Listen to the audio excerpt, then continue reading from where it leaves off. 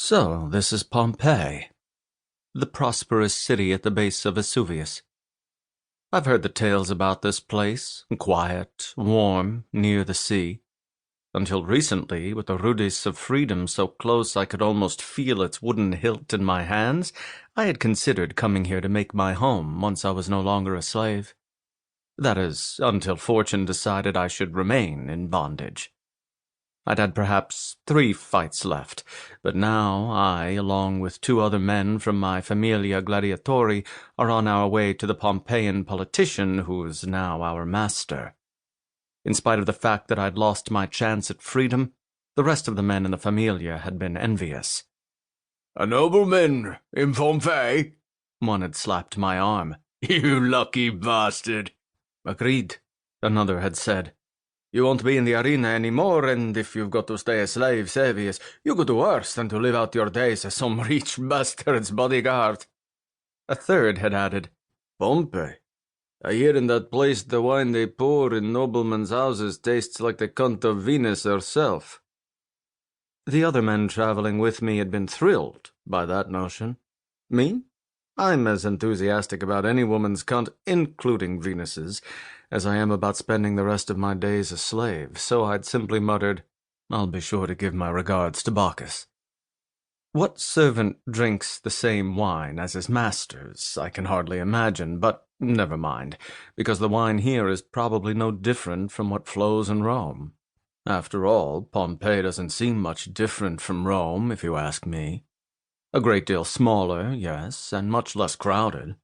At least in this part of the city, though, it's all the same terracotta roofs and limestone walls, and, as we near the market, people dragging unruly livestock down stone streets, past lumbering carts and clouds of buzzing flies. Smells like bread, sweat, fish, and dung, just like Rome, with chickens talking over the shouting bakers, fishmongers, butchers, and vintners, all hammering and banging come from workshops, behind shop fronts and booths.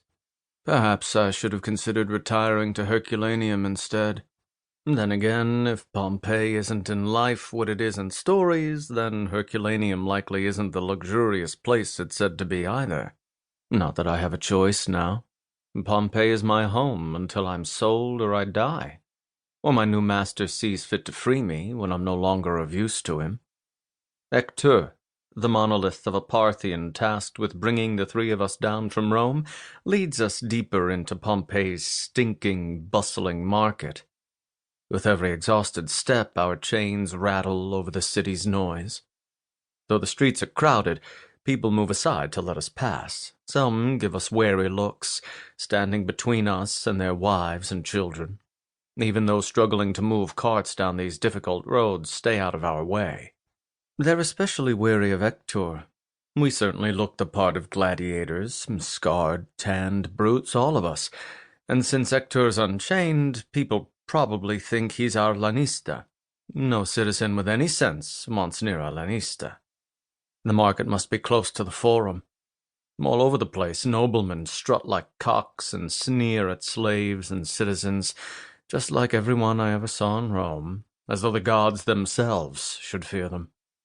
Would have liked to have met one of them in the arena during my fighting days. He'd have wept to the gods for mercy, and that pristine white toga would have been stained in shit before I'd fully raised my sword. But, God's willing, my days in the arena are behind me forever.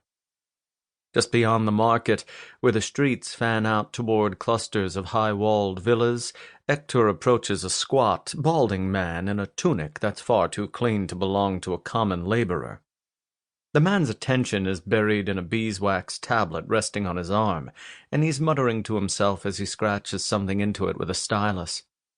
He glances up at us, and I realize he only has one eye. Dropping his attention back to the tablet, he grumbles, "Thought you'd leave me waiting all bloody day. Longer journey from Rome than it is from your master's house," Hector mutters. Without looking up, the one-eyed man says, "I'll need to look at them before you leave. The Master Laurea will be unhappy if they are not up to his standards." Hector stands straighter, narrowing his eyes.